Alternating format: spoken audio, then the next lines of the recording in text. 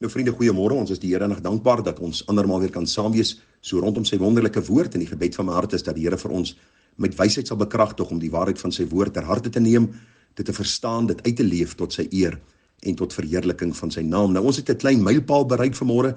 Ons is by die 80ste boodskap in ons aktuele reeks, en die gebed van my hart is dat die Here ons met wysheid sal bekragtig, omdat ons vanmôre 'n bietjie gaan kyk na die kontroversiële saak oor die gedagte, hoe verstaan ons Jesus se 3 dae en 3 nagte in die graf. Nou, daar's baie skeptici wat vir ons sê, kyk, die Bybel is nie waar nie, want die Here het gesterf op 'n Vrydag, hy het opgestaan op 'n Sondag, waar kom julle aan 3 dae en 3 nagte? So die Bybel is onbetroubaar, God is onbetroubaar, sy woord is onbetroubaar, en die skeptici vriende wil altyd hulle monde baie groot maak, hulle is soos leeublikke wat baie groot lawaai maak, maar daar's eintlik geen diepte in wat hulle sê nie, geen verstaan nie, omdat hulle nie bereid is om ondersoek te doen nie, en hulle is nie bereid om te gaan kyk wat sê die skrif, en wat sê die kultuur, en wat sê die ontstaanskonteks van die woord van die Here nie. Daarom gaan ons poog om vanmôre vir u 'n antwoord te gee, 'n Bybelse antwoord, 'n eenvoudige antwoord, want God se woord is ewig, vas en waar. En ek wil vir u sê, om 'n skeptici te bly, is geen kuns nie. Daar is baie van hulle wat altyd krities staan oor alles, maar om moeite te doen om agter die kap van die Bybel te kom, vriende, bring vreugde, dit bring vryheid, dit bring genade in jou lewe, en ook hierdie kennis wat die Here vir ons gee, sodat ons meer as oorwinnaars kan wees in sy naam. Nou vriende, ons lees daar in Matteus die 12de hoofstuk van Jesus wat 'n gesprek gehad het met die skrifgeleerdes en die fariseërs. U sal onthou, hierdie mense, hulle was deel van die Sanhedrin, die Joodse raad, en hulle het altyd gepoog om Jesus met 'n strikvraag vas te vra. Hulle was altyd besig om die Here Jesus sy werke te beoordeel, die goeie dade wat hy gedoen het, die preke wat hy gepreek het, omdat hulle met bose harte gesit het hulle gedink dat die Here soos hulle is. En ag vriende, telke male het hulle maar net by daardie punt uitgekom waar die Here hulle dan tot stilswye gedwing het deur die wysheid wat uit sy mond gevloei het.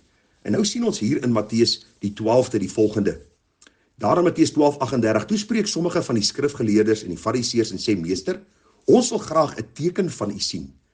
Maar Jesus antwoord en sê vir hulle, 'n slegte en owerspelige geslag soek na 'n teken, en geen teken sal aan hom gegee word nie, behalwe die teken van die profeet Jona. Hier wil ek net so ietsie sê, vriende, die kerke wat vandag sogenaamde wonders en tekens en genesings en al hierdie valshede doen, is kerke wat oorloop van mense.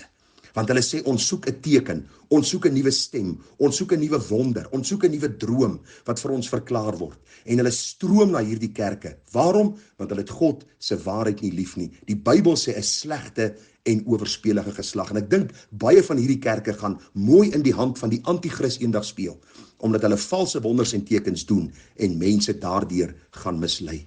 Maar ek wil nie veel daaroor praat nie, ek het al 'n boodskap daaroor gebring, net weer om vir u te sê, die Here sê, 'n slegte en owerspelige geslag soek na 'n teken. En nou kom vers 40.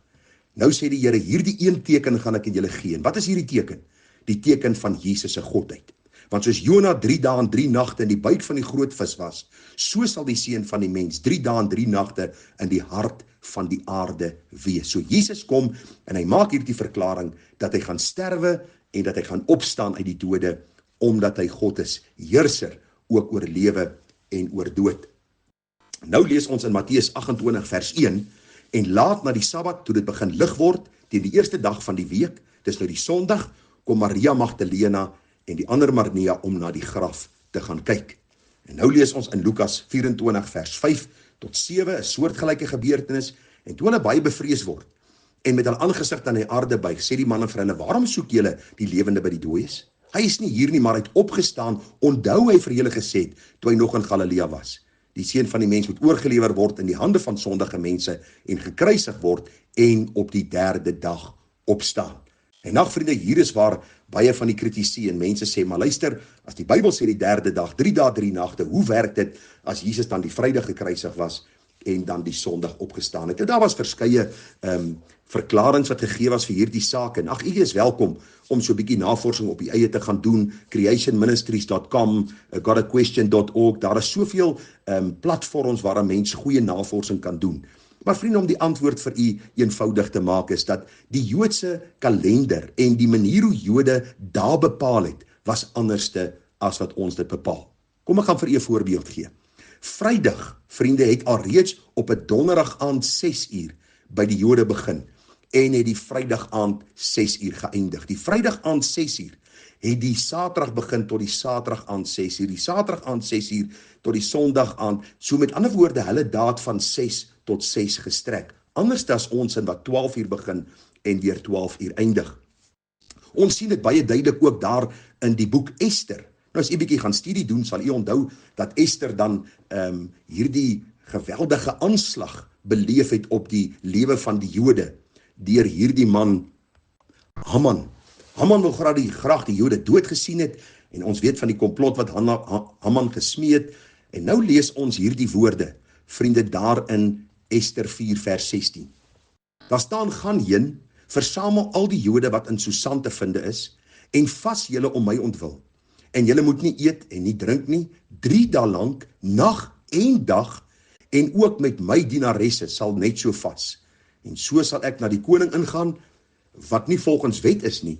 En as ek omkom, dan kom ek om. En nou sê Ester 5 vers 1, en op die 3de dag het Ester haar koninklik aangetrek en gaan staan in die binneste voorhof van die paleis van die koning teenoor die saal van die koning, terwyl die koning op sy koninklike troon sit in die koninklike saal teenoor die ingang van die saal. Kan jy agterkom? Sy sê hulle moet 3 dae lank vas en bid, nag en dag, en op die 3de dag, toe verskyn Ester dan ook by hierdie koning, om dan vir hom te vra, dat die Jode hulle self kan verdedig. En dis presies dieselfde, vriende, met die opstanding, juis omdat die Jode die dae so bepaal het.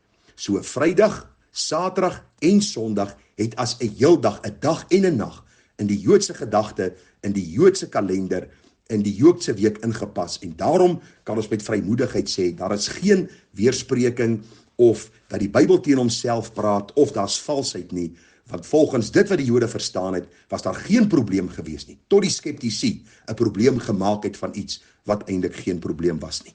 Bietjie skrif met skrif verklaar, kom 'n ou gou baie agter wat hulle bedoel het by 'n dag en 'n nag en hoe hierdie saak dan ook mooi ingepas het by die Joodse verstaan daarvan.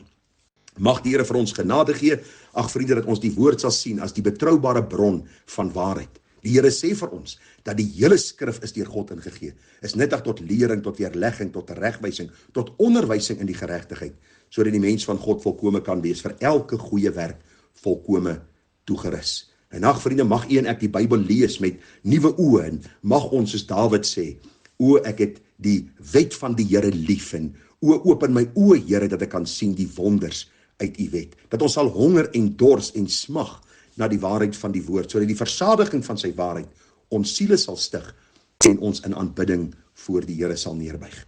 Ons vier die Sondag omdat die Here op die eerste dag van die week opgestaan het.